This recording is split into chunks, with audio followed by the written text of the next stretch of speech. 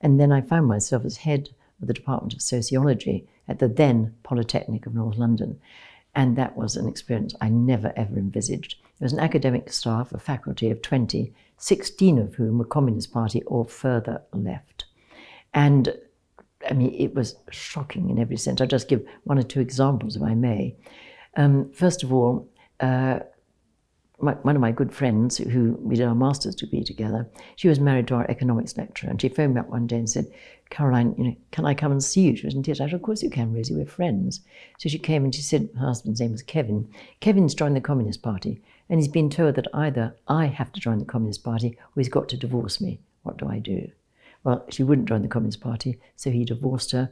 He went around looking like a cadaver. And then the tremendous pressure on students. There was one of our older students whose husband had recently been murdered on the metro in New York. And so she was very vulnerable. And she wrote a seminar paper on the family, which wasn't a Marxist critique of the family. And so the lecturer just ripped up her papers and called her a bourgeois bag. Another student came into the ladies', what do you call it in Australia, bathroom facilities, loo. Anyway, and she looked over my shoulder in the way I was going to see many people in Poland look over to my shoulder to see if there were no KGB watching. It was empty. She said, "Caroline, I must come and see you. I'm finding it really hard to keep my Christian faith while I'm here." And I said, "Of course, come and see me anytime. My door's always open." She said, "If I can't be seen entering your office because the other staff will fail my exams." So we had to meet off campus and talk about faith. And then perhaps the most telling example, because it made me realize, first of all, how so much of this was premised on lies.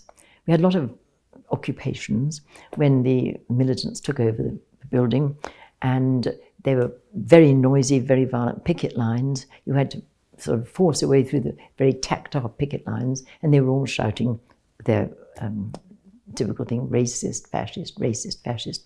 The person they were calling racist, fascist was the about to be appointed director of the Polytechnic. Now, he'd fought at the Battle of Arnhem. He'd risked his life fighting at the Battle of Arnhem, fighting fascism. Seen lots of his friends killed fighting fascism. So to call him a fascist was brutal. And racist, he'd worked in what was then Northern Rhodesia, and he'd helped a lot of black students to the extent that he'd almost been kicked out.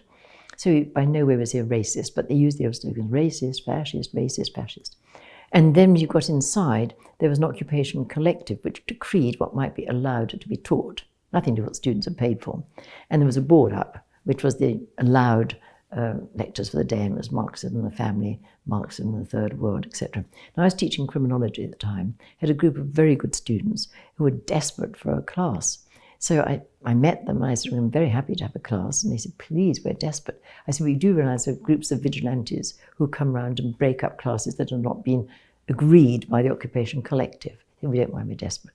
So we found a seminar room.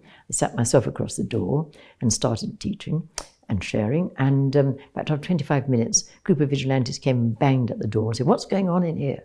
So I opened the door a quarter of an inch and I said, "This is a criminology seminar. It's what I'm paid to teach, what these students are paid to study, and I'm going to continue teaching. If you want to stop us, you're going to have to knock me off my chair. If I get hurt in the process, I'll see you're personally liable."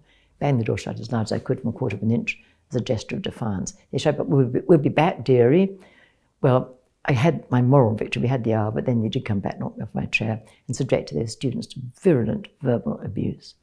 Happy ending. At the beginning of the next academic year, the student who led the attack came to see me a bit embarrassed and said, "Caroline, I'm a bit embarrassed asking you this. Would you mind being my academic tutor this year?" I said, "Tony, I'd love it. I love living dangerously." But anyway, we got to know each other quite well. Now, he was not a school leaver. He's 29, he'd worked for 9 years below decks on oil tankers. Pretty tough life. And he said one day, "Caroline, it takes a hell of a lot of courage to ask to have you as a tutor. Most of the third year students would want to have you as a tutor. Most dare not ask because the other staff will fail their exams." Courage from a guy who's worked below decks on oil tankers in higher education.